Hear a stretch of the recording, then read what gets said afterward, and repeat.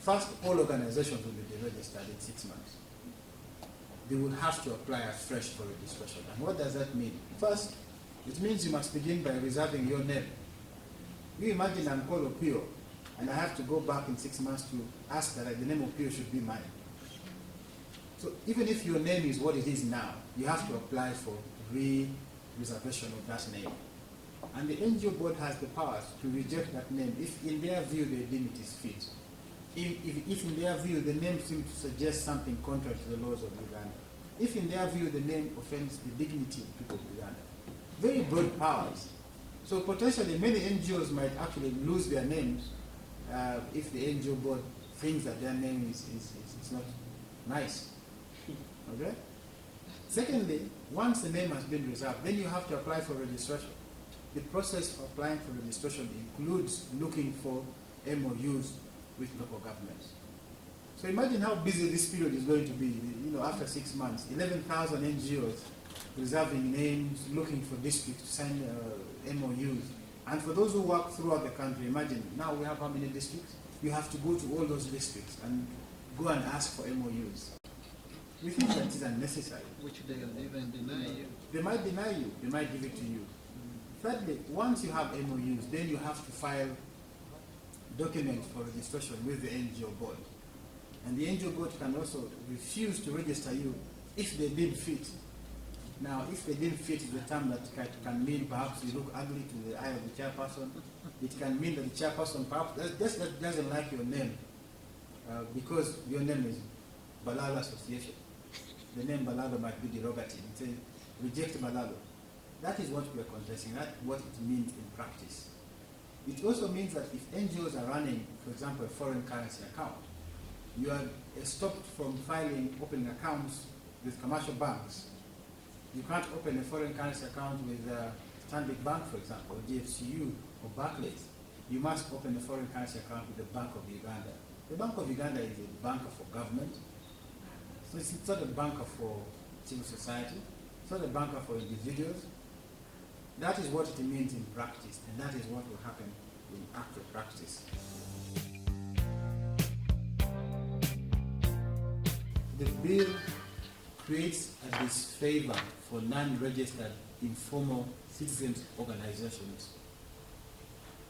In effect, you will not be able to do charity work in this country unless you are registered with the Ministry of Internal Affairs and the NGO board. I think that impedes on the freedom of assembly and association significantly and unjustifiably, because there has to be at least a presumption in favor of free organizing in any form or manner. Criminalizing non-registered entities from carrying out functions is itself unacceptable. And I think that's the point we are making, that there has to be a presumption in favor of non-registered informal, that compelling registration and making it criminal not to register and yet want to work, do any work in charity, is unacceptable. It restricts freedom of assembly and association in a very, whether it's around funerals, whether it's around building a school, there has to be that room for people to register, to work without registration. If you want them to register, don't compel them to register. Create incentives for them to register. And these incentives are numerous. I've mentioned tax exemptions. You can do many other, because the bill creates an NGO fund, for example. You can say access to this fund is We're looking at the spirit under which this law is being brought. And based on the few provisions that my colleague has talked about, you realize that our operating environment is really going to be very, very tight. When you look at, because in most cases we know we've been referred to as engaging in subversive activities, we've been referred to as being on the opposition, we've been referred to as being political, especially when you talk of issues relating to corruption. Now with the bill and there's the various provisions that are there, you're going to realize that we won't be in a position to talk about particular issues that we would have wanted to talk about. Because again, when you look at the bill, the issues of dual liability, whereby the organization can be held liable plus the head of the institution. So if a person knows that you're going to speak about particular things and you're going to be held accountable or liable, then obviously you're going to realize that we won't be able to speak about particular issues, especially issues relating to corruption, because we all know that corruption does affect all of us. But in the same spirit, government has not really been very, very comfortable or welcome when you do come out and talk about issues relating to corruption.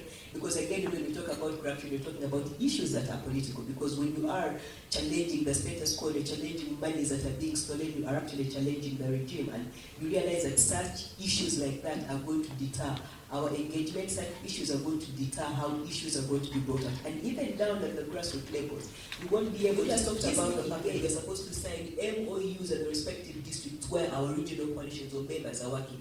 If you're going to challenge how monies are being used, do you really expect a particular district with a very obvious thing as RDC to accept to actually, quality assurance mechanism? Yes, we are still doing that. But again, when you look at the same law, it is again trying to put in place another quality assurance mechanism within the same. Some of the recommendations we've given them, because we're in a table meeting quite a number of MPs, we're telling them some of these clauses have to be removed, others have to be amended, others are ambiguous. When you talk of public interest, what do you mean by public interest? When you say that you can your name or you can be deregistered as the board deems fit, what exactly do you mean by as the board? One of the things we've told them is, one, some of the clauses have to be removed, others have to be amended, others have to be very, very clear. But at the end of it all, we want a progressive law that is not going to hinder our work as NGOs, because we know we are partnering. When you look at the Constitution is very clear. It does provide for the work and the rights of NGOs, associations to meet. So if you're to put a law in place, put a law in place that is going to provide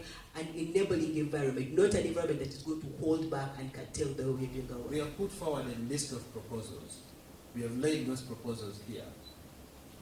When and if MPs enact this law, it will be upon you to judge whether they have taken seriously our concerns or they have completely disregarded. It's a means of holding everybody to account.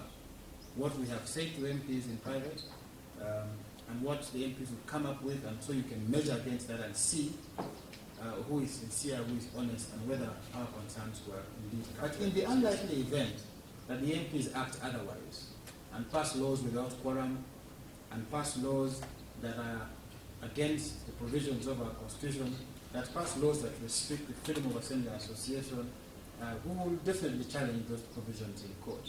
We believe in a democratic process. Nobody is going to go on a demonstration to strip naked. Forget about it. We would use all lawful means to challenge any unlawful or any law that impedes or affects human rights.